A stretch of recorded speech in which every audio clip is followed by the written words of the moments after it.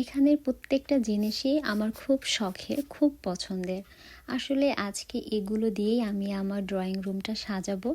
বেশ কিছুদিন যাবতই আমি ভাবতেছিলাম যে রুমটা ফল থিমে সাজাবো, কিন্তু আবার চিন্তা করেছি যে আফসান বাবু তো সব নষ্ট করে ফেলবে সাজিয়ে, আর কি করব।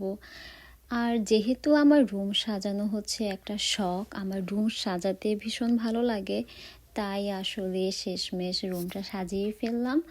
আর আফসান বাবু যদি কিছু নষ্ট করেও ফেলে কোনো সমস্যা নেই, আমি আবার পরে কিনে নেব।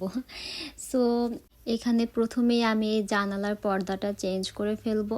এখানে আসলে একটা ব্লু কালারের কার্টেন ছিল, ওটা আমি চেঞ্জ করে হোয়াইট কালারটা লাগিয়ে নিলাম।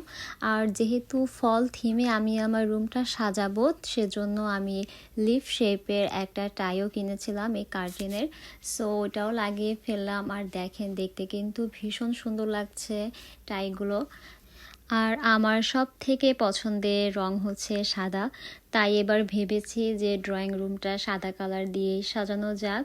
তাই আমি এই সোফার কভারটাও আর কি সাদা কালারই অর্ডার করেছি।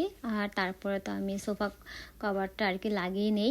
আর এর মধ্যে আফসান বাবু সে ঘুম থেকে উঠে চলে আসে, এই পিলো কাভারগুলো আমাকে দেয়, যে বলে মাম্মা পিলো কাভারগুলো আর কি চেঞ্জ করো। আর এই পিলো কাভারগুলো এক একটা এত সুন্দর, মানে আমি ভাবছিলাম যে কোনটা রেখে কোনটা লাগাবো, কারণ আমার বালিশ হচ্ছে 3টা। তারপরে আমি ভাবলাম যে আমার কার্টেনের টাইগুলো হচ্ছে অরেঞ্জ কালারের, তাই আমি এখানে অরেঞ্জ কালার পাতা আঁকা যেই কাভারগুলো সেগুলোই লাগাবো।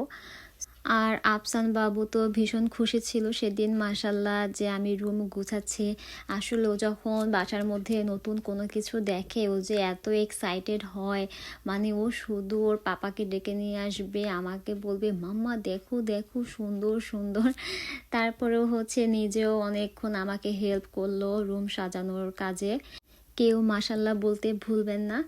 আর তারপরে তো আমি দেয়ালে লাগানোর জন্য কিছু লাইট অর্ডার করেছিলাম, ওই লাইটগুলো আমি লাগিয়ে নেই।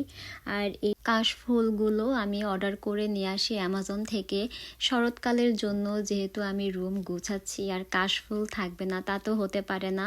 এই কাশফুলগুলো যে কি সুন্দর, এই যে দেখেন, এগুলো কিন্তু একদম সত্যিকারের, কেউ আবার ভাববেন না আর্টিফিশিয়াল।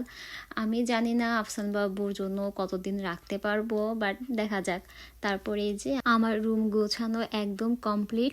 সো কেমন লাগলো আমার এই রুম গোছানোটি অবশ্যই আমাকে কমেন্টস করে জানাবেন। আর ভালো থাকবেন সবাই। আফসান বাবুর জন্য সবাই দোয়া করবেন। আর আজকে এ পর্যন্তই, আল্লাহ হাফেজ।